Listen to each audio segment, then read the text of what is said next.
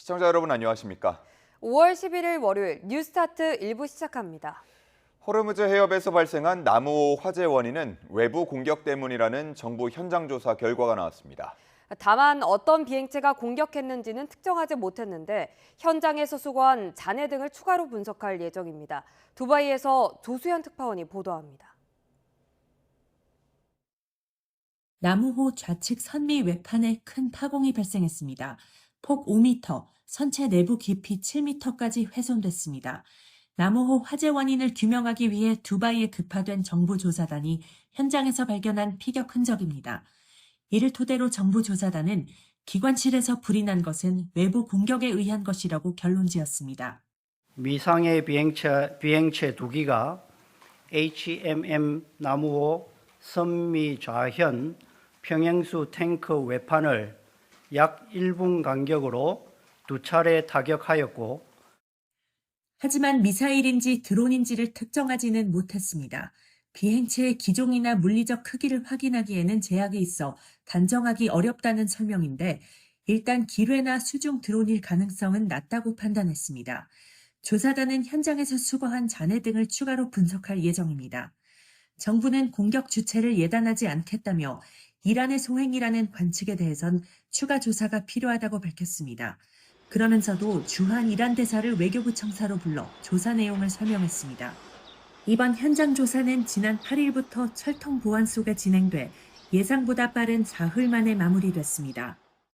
나무호 화재가 내부 결함에 따른 사고가 아닌 피격 사건으로 규정된 가운데 공격의 주체가 이란으로 확인될 경우 파장은 더 커질 전망입니다. 두바이에서 YTN 조수연입니다. 나무호 사고 원인이 외부 타격으로 밝혀진 것과 관련해 국가안전보장회의 NSC 실무위원회를 개최했습니다. 청와대 관계자는 어제 청와대에서 해양수산부 등 관계 부처가 참여한 가운데 실무조정회의를 열었다며 자세한 사항은 공개할 수 없다고 밝혔습니다. 정부는 나무호 화재 원인을 외부 공격 때문이라고 결론 내렸지만 공격 주체는 특정하지 않았습니다. 아직 단정 짓기에는 이르다는 건데 이란에 의한 것으로 확인될 경우에는 파장이 적지 않을 걸로 보입니다. 박홍구 기자가 보도합니다. 정부 합동조사단은 나무호가 외부 공격을 받은 사실은 확인했지만 누구의 공격을 받은 것인지에 대해서는 결론을 내리지 않았습니다. 나무호를 타격한 비행체가 무엇인지도 확정하기 어려운 상황에서 공격 주체를 단정짓기 어렵다는 겁니다. 피격 주체에 대해서는 아직 확인이 되지를 않았기 때문에 앞으로 또 조사를 해 나갈 예정이고, 정부는 합동조사 결과를 발표하던 시각 사이드 쿠제치 주한 이란 대사를 외교부 청사로 불렀습니다. 나무호 피격 사실이 확인된 만큼 이란 측에 설명을 요구했을 것으로 보입니다. 앞서 주한 이란 대사관 측은 나무호 화재와 이란은 전혀 관련이 없다며 강하게 부인했습니다. 그러나 이란 국영 TV에서는 한국 선박이 규칙을 위반해 공격했다는 보도가 나오기도 했습니다. 이란은 이것의 관련국에 해당이 되기 때문에 우리의 조사 결과를 설명하기 위해서 주한 이란 대사가 청사를 방문한 것입니다. 정부는 앞서 이란 측에 특사까지 보내 한국 선박과 선원 보호를 당부해 왔습니다. 이란 측도 한국은 적대국이 아니라며 선박 정보까지 공유받은 상황.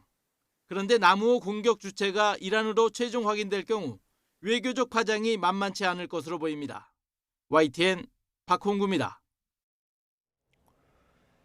미국이 제시한 종전안에 침묵하던 이란이 중재국 파키스탄을 통해 답변을 전달했습니다. 전쟁 영구 종식과 호르무즈 해협 통행 재개에 집중하자고 전했는데 미국의 핵심 요구인 핵 문제 논의는 이번에도 담지 않아서 협상이 진전될지 불투명합니다. 김종욱 기자입니다. 현지 시간 8일 당일 밤까지 이란의 답변을 받게 될 거라던 트럼프 미국 대통령. 계속 침묵하던 이란이 미국의 종전안에 대한 답을 현지 시간 10일 중재국 파키스탄에 전달했습니다. आज भी अभी मुझे फील्ड मार्शल बता रहे थे कि ईरान का प्राइम मिनिस्टर जवाब मसूल हो गया है और आगे फिर तफसील में मैं नहीं जा सकता।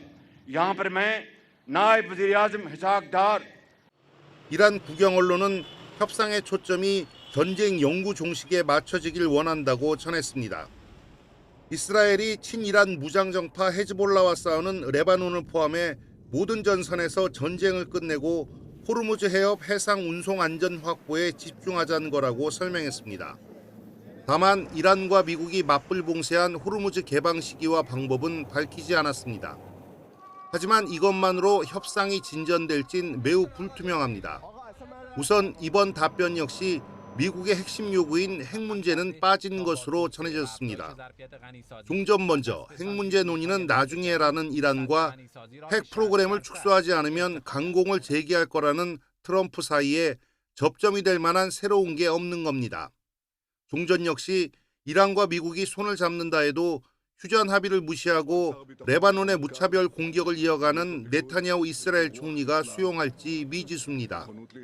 이런 난관을 이미 충분히 각오한 듯 해제시켜야 한 이란 대통령은 중전한 답변이 건네진 날 성명을 내고 결의를 다졌습니다.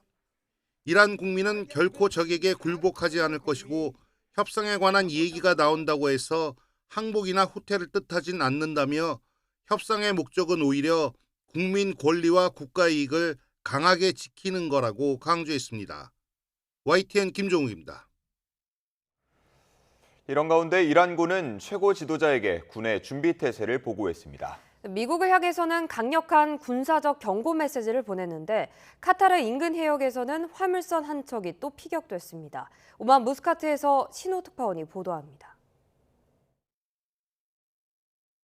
미국이 준 답변 시한을 넘긴 가운데 이란군은 동시다발적으로 미군의 군사적 대응에 대한 사전 경고 메시지를 보냈습니다.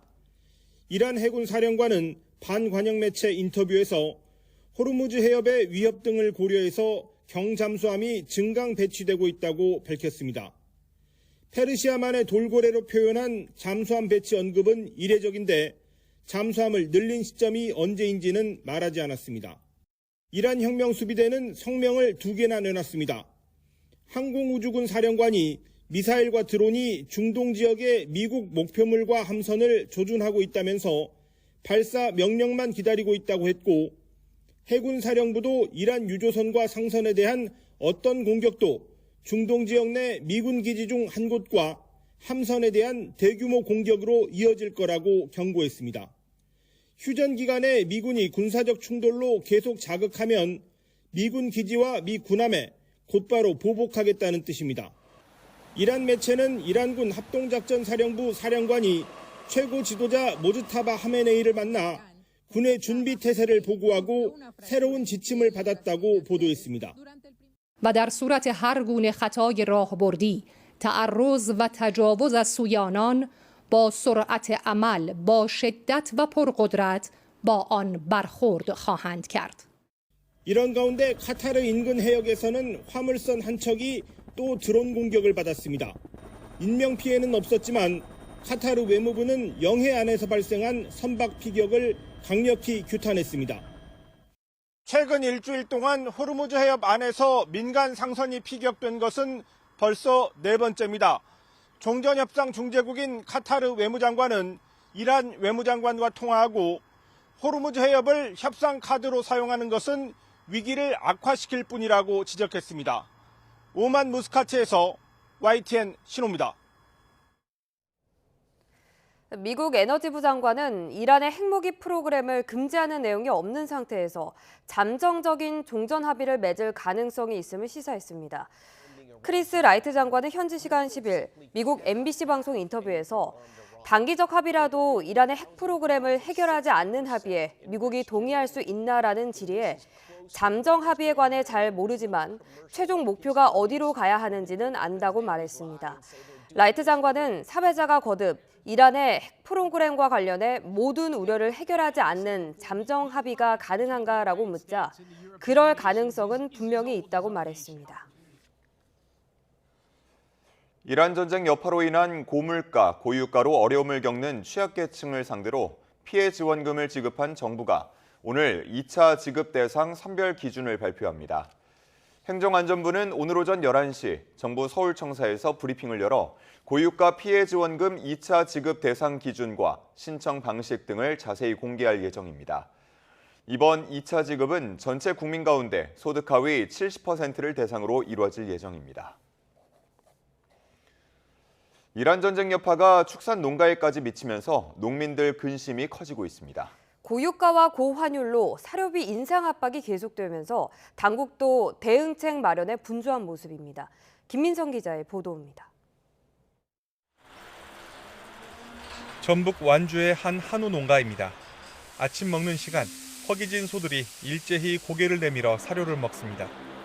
고기 생산을 목적으로 살을 찌우는 비우구 기준, 소 한 마리가 하루에 먹는 사료량은 8에서 9kg.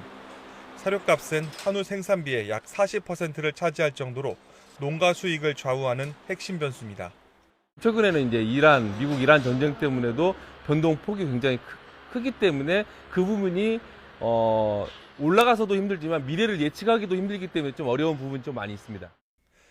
한우는 옥수수, 밀 등이 주재료인 배합사료와 볏짚 등으로 만든 조사료를 먹고 자랍니다. 둘 다 수입 의존도가 높은데 여러 요인으로 수입 여건이 갈수록 불안정해지고 있습니다. 호르무즈 해협 봉쇄로 유가가 오르면 해상 운임이 뛰어 사료값이 덩달아 인상됩니다. 또 곡물이 주 원료인 바이오 연료 수요 증가 기대로도 이어져 곡물값을 자극합니다. 사료는 대부분 수입 원료로 만들기 때문에 주로 유가와 환율의 영향을 받습니다.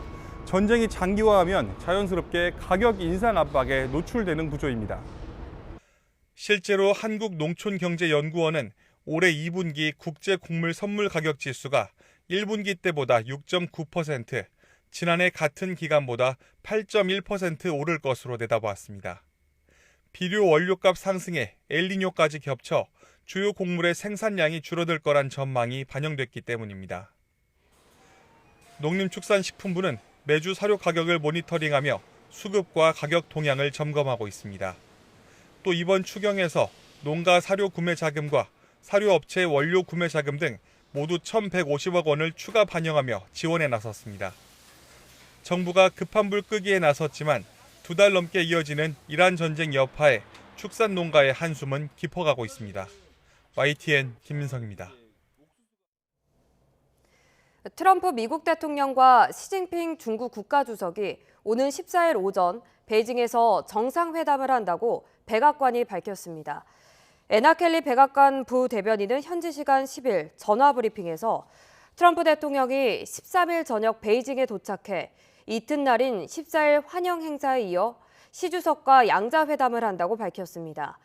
켈리 부대변인은 이번 회담 의제로 미중 무역위원회와 투자위원회 논의, 항공우주와 농업에너지 분야에서의 양국 간 추가 협정 등이 있다고 소개했습니다. 오늘의 주요 경제 일정입니다.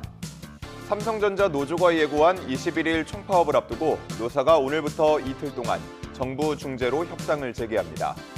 성과급 규모와 배분 방식을 둘러싼 양측의 입장이 여전히 평행선인 가운데 합의점을 찾을 수 있을지 주목됩니다.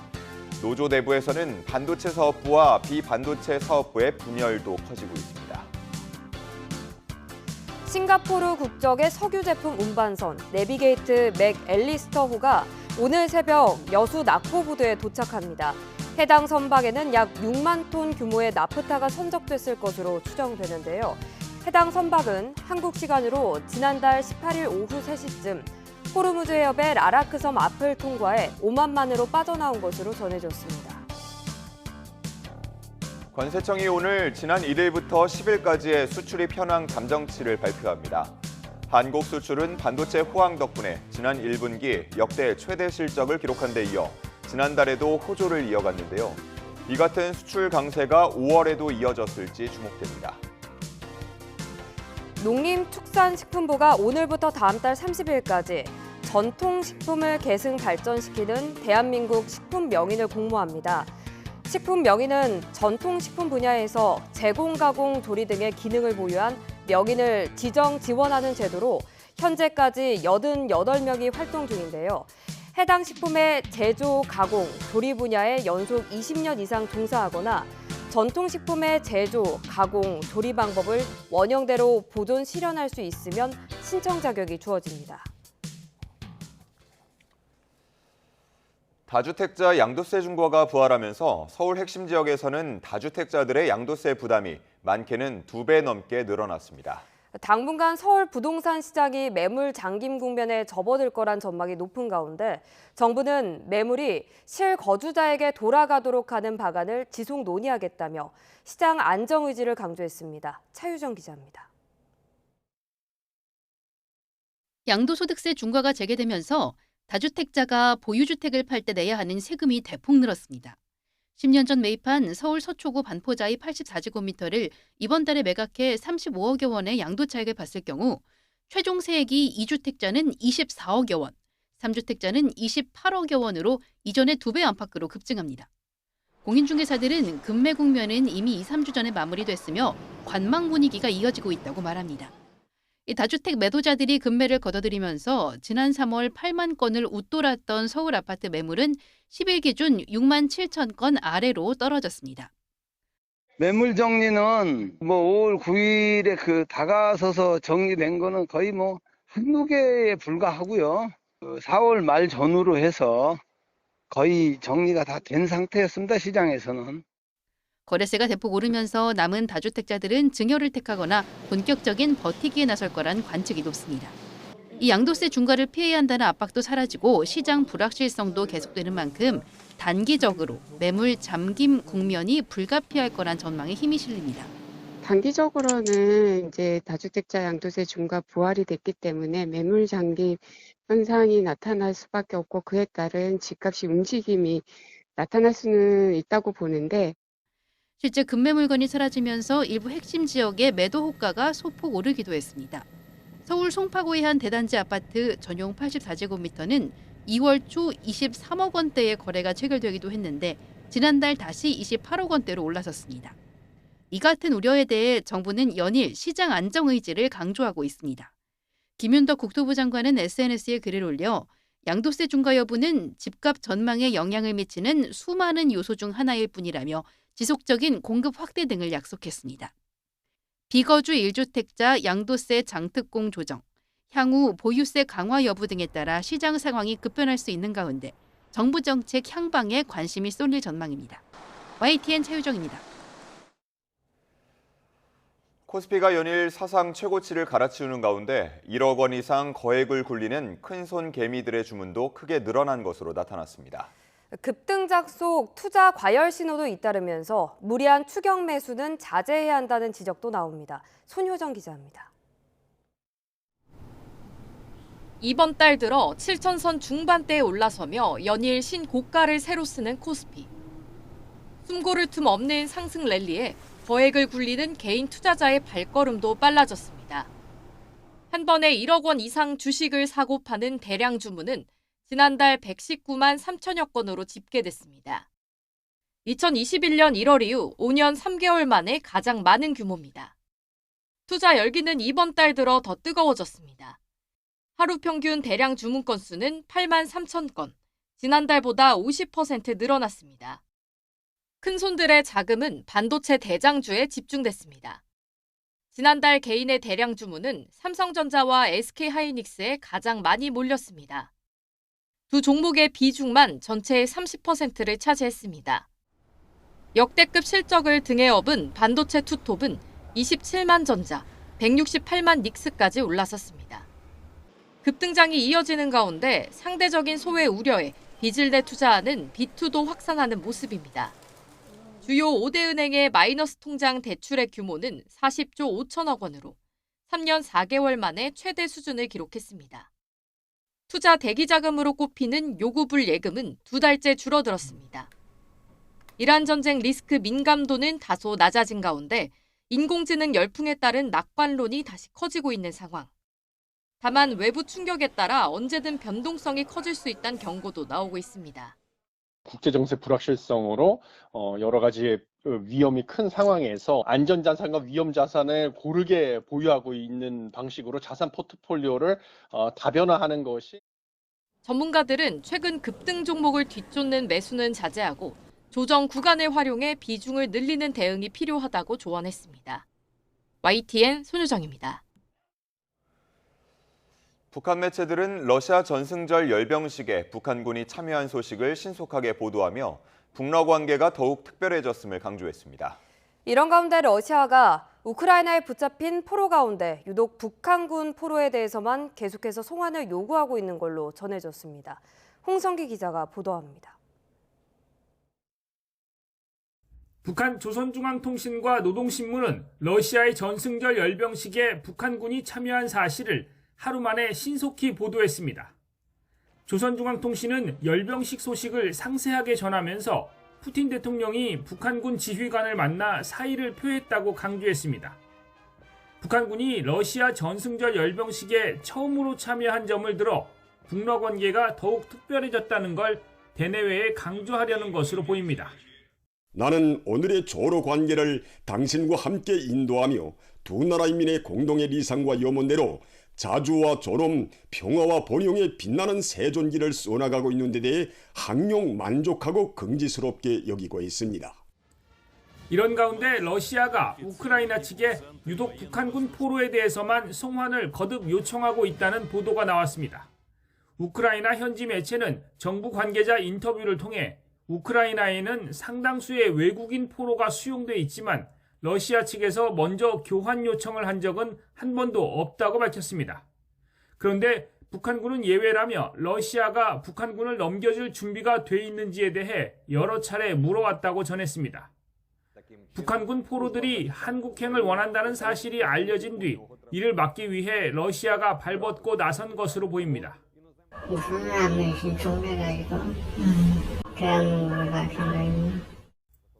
우크라이나 정부는 이와 관련해 포로 의사에 반하는 강제 송환을 금지한 제네바 협약을 준수할 것이라고 밝혔습니다.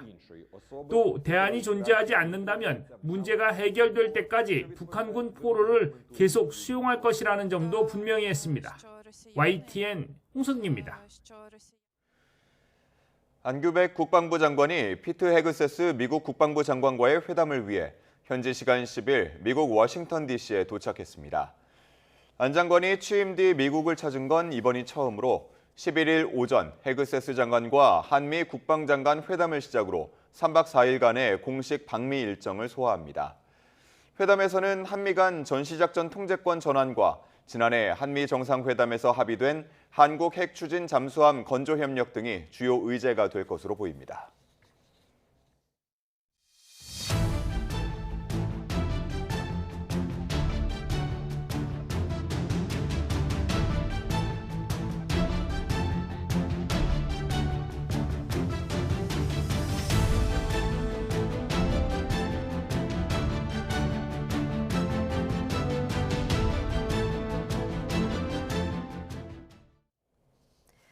어제 공식 출범한 더불어민주당 선거대책위원회가 첫 현장 일정으로 강원도를 택했습니다. 정청래 총괄 산임선대위원장은 오늘 강원도 춘천시에서 현장 중앙선거대책위원회의를 주재하고 이어 강원 공천자 대회에 참석합니다. 국민의힘 장동혁 대표는 울산을 찾아 선거 지원에 나섭니다. 장 대표는 오후 울산시당 선거대책위원회 발대식에 참석한 뒤 후보자들에게 공천장을 수여할 예정입니다. 더불어민주당이 6.3 지방선거에서 내란 청산을 내세우며 공식 선거대책위원회를 출범했습니다. 부산 북갑에서 박민식 한동훈 후보와 맞설 민주당 하정우 후보는 선거사무소 개소식을 열고 본격 행보에 돌입했습니다. 양동훈 기자입니다. 일전에는 지방선거 승리! 더불어민주당이 공식 선거대책위원회를 출범하고 지방선거 체제로 전환을 공식화했습니다. 선대위 명칭을 대한민국 국가정상화 선대위로 정하고 정청래 대표를 상임 총괄 선대위원장으로 선임했습니다. 정청래 위원장은 낮고 겸손한 자세로 최선을 다하겠다며 승리를 향한 결의를 다졌습니다. 이번 선거에서 반드시 승리해 내란을 싹가이 잘라내고 무너진 민주주의를 바로 세워야 합니다. 또 이번 지방선거 승리로 이재명 정부의 승리를 뒷받침해야 한다며 일 잘하는 지방정부와 중앙정부가 힘을 합쳐 지방 주도 성장을 완성하겠다고 강조했습니다. 공동상임선대위원장은 한병도 원내대표와 민주당 유일의 삼선도지사인 이시종 전 충북지사가 맡기로 했습니다. 또 지난 대선 때 합류한 대구 출신 의사 금희정 씨와 미얀마에서 귀화한 이보나 씨, 세계보건기구 자문관 안선아 씨 등이 공동 상임선대위원장에 이름을 올렸습니다. 그러니까 내란 극복, 민주주의를 상징하는 상임선대위원장을 한 분 더 모시려고 지금 고민을 좀 하고 있습니다. 중앙당 선거대책위원회가 출범한 날 각 지역에서도 후보들의 현장 행보가 이어졌습니다. 부산 북갑 보궐선거에 출마한 하정우 후보는 고등학교 선배인 전재수 부산시장 후보 등과 함께 선거사무소 개소식을 열었습니다. 하정우가 재수혜님이 시작한 일 단디 마무리하고 거기에 미래산업 AI 실력을 더 얹겠습니다. 선대위 출범식을 마치자마자 지역으로 내려간 민주당 지도부는 민영배 전남 광주특별시장 후보와 김남준 인천 계양을 보궐선거 후보를 찾는 등 선거 지원 행보도 이어갔습니다. YTN 양동훈입니다. 부산 북구갑 보궐선거에 출마한 국민의힘 박민식, 무소속 한동훈 후보가 어제 같은 시각에 선거사무소 개소식을 열었습니다. 신경전 속에 보수 진영 내 세대결이 격화하는 분위기인데요. 당 일각에선 단일화 목소리도 분출했습니다. 부장원 기자입니다. 부산 북구가 보궐선거에 출마한 보수 후보들은 나란히 북구 덕천동에 캠프를 차렸습니다. 직선거리 600여 미터, 도보로 10분 남짓 거리에 서로 보란 듯이 털을 잡은 겁니다. 공교롭게도 선거 레이스 출발을 알리는 개소식마저 한날 1시에 열며 신경전에 불을 붙였습니다. 제1야당 박민식 후보 개소식은 대선 후보 유세장을 방불케 했습니다. 당내 투톱 장동혁 대표와 송원석 원내대표를 비롯해 지도부가 총출동해 단일 대우를 강조했고, 갈등과 분열의 씨앗을 뿌린 사람이 아니라 박민식처럼 굳건하게 보수를 지켜온 사람이 보수정당을 새롭게 만들어야 됩니다. 김기현, 나경원, 안철수 등 중진들까지 나서 세력을 과시하며 보수 적자임을 강조했습니다. 가짜 북구 주민 호소인과 진짜 북구 주민, 진짜 북구 사람 박민식의 싸움인데, 반면 한동훈 후보 개소식은 정치권 인사 대신 지역 주민과 상인들을 앞세운 동네 축제 분위기로 치러졌습니다. 한 후보가 직접 마이크를 잡고 한 명 한 명 참가자들을 소개한 뒤 허심탄회 이야기를 주고받았는데, 난 이야기는 안 하고 청와대로 가려고. 바로 이 북구갑에서 청와대로 가게 되면 어머님을 제일 먼저 모시고 가겠습니다. 한 후보의 만류로 친한동훈계 의원들은 한 명도 참석하지 않았지만 행사장 근처는 버스를 타고 원정원 한 후보 지지자들로 가득 찼습니다. 한 후보는 자신이 분열의 씨앗을 뿌렸다는 장 대표 측 공세엔 이렇게 맞받았습니다. 그런 주장에 많은 분들이 동의하신다면 보수가 이런 위기에 처하지 않았을 거라고 생각해요. 보수가 재건돼야 합니다.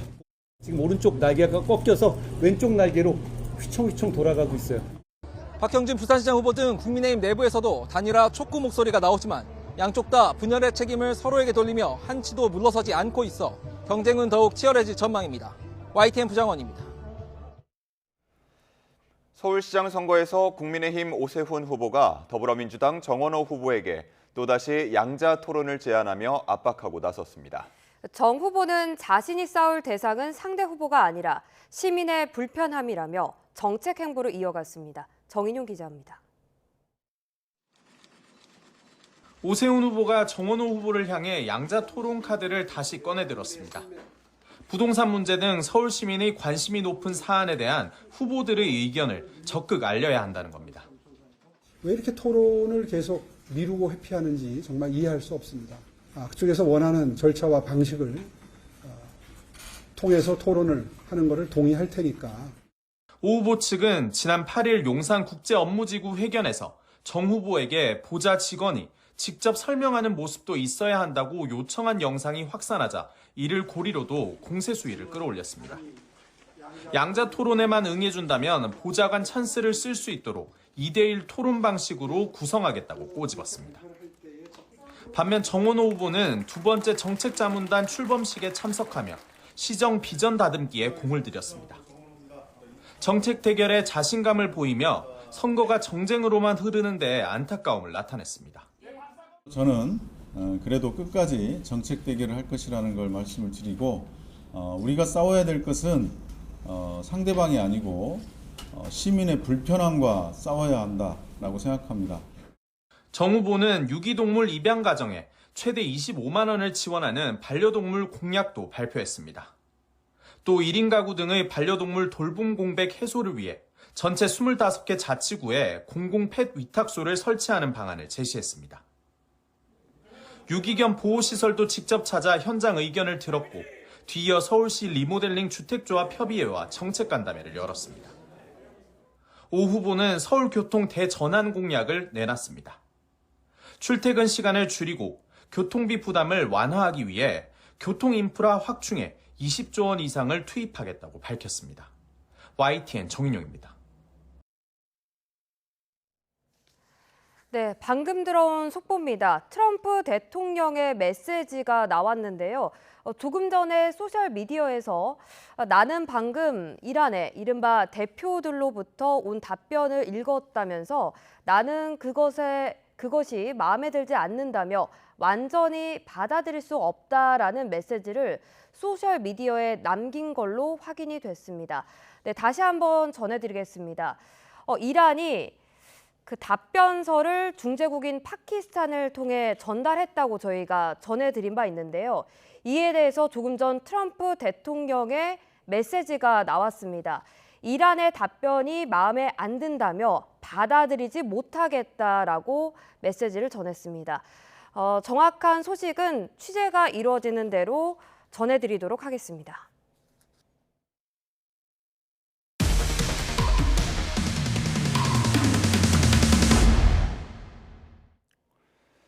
네, 이어서 주요 사건 사고 소식입니다. 서울 강동과 광진, 성동구 일대에서 건물주인 건설업체 대표 가족으로부터 전세 보증금을 돌려받지 못하고 있다는 고소장이 경찰에 접수돼서 수사에 나섰습니다. 이를 포함해 현재까지 경찰 조사를 받은 입주민이 40명을 넘는 것으로 파악되는데요. 이들이 모두 보증금을 돌려받지 못한다면 피해액은 눈덩이처럼 불어날 것으로 보입니다. 윤혜리 기자입니다.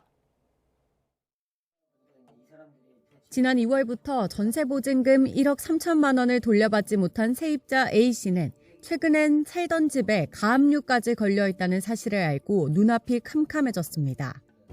전세금을 돌려받지 못한 또 다른 세입자가 집주인 재산에 가압류를 신청한 겁니다. 하늘이 무너지는 줄 알았죠. 깜짝 놀라가지고 아니 가압류가 걸려있다고. 같은 건물 또 다른 세입자도 4개월째 보증금 1억 8천만 원을 받지 못하고 있습니다. 지금 당장은 돈이 없으니 최대한 빨리 구해보겠다. 건물 매각 중인 건물들이 몇 개 있는데 그게 진행되면 정리해 주겠다. 건물은 건설업체 대표와 가족의 공동 소유였는데 알고 보니 이들은 서울 강동과 광진, 성동구 일대 부동산 업계에서 유명한 큰손으로 통했습니다. 부동산 하는 사람들은 다 알죠. 왜냐면 집을 많이 지었으니까. 나가서 아예 손을 안 댔어요. 건설업체 대표와 가족들이 소유한 건물 중 3채를 돌아봤습니다. 다 합쳐 49세대로 이뤄진 이들 건물에는 총 58억 8천여만 원 상당의 근저당이 설정돼 있었습니다. 높은 근저당권 설정 비율과 건물주의 세금 체납으로 전세금 반환 보증 가입이 안 되는 경우도 있어 새로운 세입자를 찾는 것도 쉽지 않은 상황이었습니다. 이미 건물 내에서 이제 돈을 받고 나가야 되는 기간이 지났는데도 못 받고 계신 분들이 좀 많아서 지금 좀 불안에 떨고 있는 상황? 3년 넘게 2억 8천만 원을 돌려받지 못한 한 세입자는 국토교통부로부터 전세 사기 피해자로 인정받았지만 달라지는 게 없자 지난 2월 집주인과 대리인 등을 사기 혐의로 고소했습니다. 집의 소유주는 건설업체 대표의 배우자였는데 전세 계약 당시 해당 건물을 포함해 건물 4채에 112억 원이 넘는 근저당이 설정돼 있었습니다. 이런 점을 볼 때 보증금을 돌려줄 능력이 없는 상태에서 계약을 맺어 전세 사기 가능성이 크다는 게 고소인 측 주장입니다. 실질적으로 임대 사업을 좀 위험하게 운영을 하면서 보증금 관련해서 이제 자력이 좀 부족했던 부분이 있다라면은 보증금 반환에 대한 의사 능력을 또 기망한 점이 인정이 될 수가 있기 때문에 YTN은 집주인들의 입장을 듣기 위해 수차례 연락했지만 답변을 받지 못했습니다. 현재까지 경찰 조사를 받은 세입자는 40여 명으로 파악됐는데 경찰은 정확한 피해 규모와 사건 경위를 조사하고 있습니다. YTN 윤혜리입니다. 약물 소주로 남편을 살해하려 한 혐의를 받는 40대 여성과 공범인 20대 태권도 관장의 SNS 대화 내용을 YTN이 입수했습니다. 여기에는 지난달 말 피해자에게 약물을 탄 술을 주려고 했던 시도가 실패한 이후에도 피해자에게 술을 전달하려 한 정황이 담겼습니다. 정영수 기자의 보도입니다. 술을 우편함에 넣어놓을 테니 누가 보기 전에 찾아가라는 메시지입니다. 1시간쯤 뒤 우편함에 넣은 술병 사진도 보냅니다. 발신자는 아끼는 동생. 이른바 약물소주로 남편을 살해하려 한 혐의를 받는 40대 아내에게 공범인 태권도 관장이 보낸 내용입니다. 시점은 지난 5일로 관장은 이날 오전부터 피해자에게 술을 마시며 감정을 풀자고 제안했지만 거절당하자 음료를 두고 간 것으로 보입니다. 피해자는 YTN과의 통화에서 이보다 앞선 지난달 말에도 아내가 관장이 보낸 거라며 술을 건네 버렸다고 밝혔는데 경찰은 당시 두 사람이 술에 약을 타 피해자를 살해하려 한 것으로 보고 있습니다. 그런데 이 같은 시도 이후에도 피해자에게 술을 건네려고 한 정황이 드러난 겁니다. 피해자는 또 두 사람이 휴대전화 앱을 이용해 위치도 공유했다고 의심하는데 관장이 이 앱 덕분에 피해자와 엇갈릴 수 있었다고 말하는 것으로 보이는 SNS 대화 내용도 확인할 수 있었습니다. 피해자는 아내가 관장에게 감정적으로 이용당한 것으로 보인다며 과거 부부 상담에서도 부인이 가스라이팅을 당하는 것 같다는 설명을 들었다고 말했습니다. 자기 뜻대로 지금 안 되는 상황이다. 누군가 지금 조정을 당하고 있다. 그렇게 얘기하더라고요. 이들은 금전적으로도 얽혀있는 것으로 파악됐는데 피해자는 관장이 자신의 아내에게 900만 원을 빌린 뒤 상당액을 갚지 않아 직접 관장에 항의하고 각서까지 받았다고도 말합니다. 네, 그거는 당연히 제가 돈 생기는 대로 계속 내고 있어요. 와이프가 쓰는 거 아니잖아요. 카드 긁어달라서 카드 긁어줬는데 12개월 할부를 긁겠다? 이건 아니죠. 경찰은 두 사람의 관계를 포함해 정확한 범행 동기를 조사하고 있습니다. YTN 정영수입니다. 헌법재판소가 최근 스토킹 의혹으로 징계를 받은 헌재 부장급 연구관의 사직서를 수리했습니다. 앞서 이 연구관은 여성 헌법연구관에게 수개월 동안 만나달라며 연락했다는 의혹이 불거져 견책 처분을 받고 부장 보직을 박탈당했습니다. 3년여 전 내부 워크숍에서 동료 여성 연구관들을 추행했다는 의혹이 제기됐던 또 다른 부장 연구관은 최근 임시로 업무에서 배제된 것으로 알려졌습니다. 이재명 대통령 방일 관련 영상을 캡처해 윤석열 전 대통령의 사형 구형 속보 자막을 합성한 가짜뉴스 배포자가 경찰에 붙잡혔습니다. 광주경찰청은 업무 방해와 저작권법 위반 혐의로 30대 여성 A씨를 붙잡아 조사하고 있습니다. A씨는 지난 1월 YTN 뉴스 송출 자막인 윤석열 사형 구형 순간의 웃음에 당시 한일 두 정상의 드럼 합주 사진을 합성해 커뮤니티 사이트에 올리는 등 가짜 이미지 5개를 제작해 유포한 혐의를 받습니다. 경찰 조사에서 A씨는 두 전 현직 대통령의 엇갈린 운명이 얄궂다고 생각해 재미삼아 올렸다는 취지로 진술한 것으로 전해졌습니다.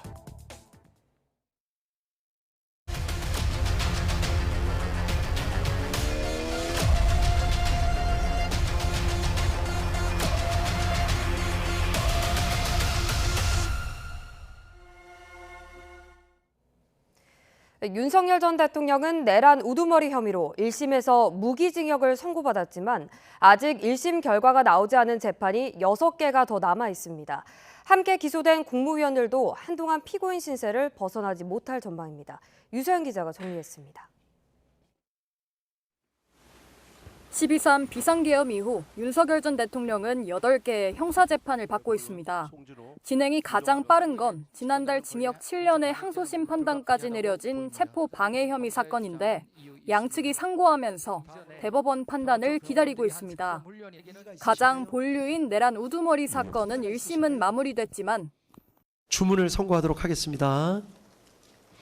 피고인 윤석열을 무기징역에 처합니다. 지난달 말부터 다시 항소심이 시작됐습니다. 아직 1심 판단이 나오지 않은 재판은 6개. 일단 평양 무인기 의혹과 위증 혐의 재판은 선고 기일이 잡혀 먼저 마무리될 예정입니다. 여론조사 무상 제공 의혹 사건도 이번 주 결심이 이뤄집니다. 하지만 공직선거법 위반 혐의, 최상병 순직 사건 수사 외압 등 3개 사건은 1심 재판이 계속 진행 중입니다. 피고인 신세를 한동안 벗어나지 못할 것으로 보이는데 윤 전 대통령과 함께 기소된 국무위원들도 마찬가지입니다. 먼저 계엄 2인자로 불린 김용현 전 국방부 장관은 내란 본류 사건, 평양 무인기 의혹 사건 등의 재판을 윤 전 대통령과 함께 받고 있습니다. 한덕수 전 국무총리는 지난 7일 내란 가담 혐의로 항소심에서 징역 15년을 선고받았는데 이 사건도 대법원으로 넘어갈 전망입니다. 사실관계 면이나 법리 면에서 납득할 수 없기 때문에 본인과 판사들과 상의해서 이번에 상고를 해서 잡도록 하겠습니다. 역시 내란 중요임무 종사 혐의로 기소된 이상민 전 행정안전부 장관은 이번 주 항소심 판단을 받게 됩니다. 계엄이라는 잘못된 선택이 정치적 퇴진을 넘어 피할 수 없는 형사 책임의 시험대로 이어지고 있습니다. YTN 유서연입니다. 가족과 함께 보내는 시간이 많아진 5월인데요. 스마트폰은 잠시 내려놓고 성장과 연대 메시지를 담은 뮤지컬을 통해서 꿈에 대한 대화를 나눠보는 건 어떨까요? 국기인 태권도를 다루는 공연은 물론 탄광촌 소년의 꿈을 다룬 빌리 엘리어트도 5년 만에 돌아왔습니다. 이광현 기자가 보도합니다.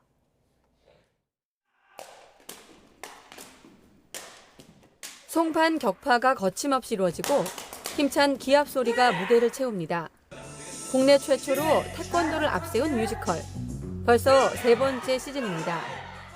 국립중앙박물관에 외국인 관광객들도 많이 오고 있고 그래가지고 여기 보시면은 자막으로 영어라든지 중국어로 태권도 뮤지컬을 보여주고 있는데 전문 뮤지컬 배우와 태권도 시범단이 호흡을 맞추는데 미국 서바이벌 프로그램으로 이름을 알린 엄지민이 초연부터 맡았던 이 소를 연기합니다.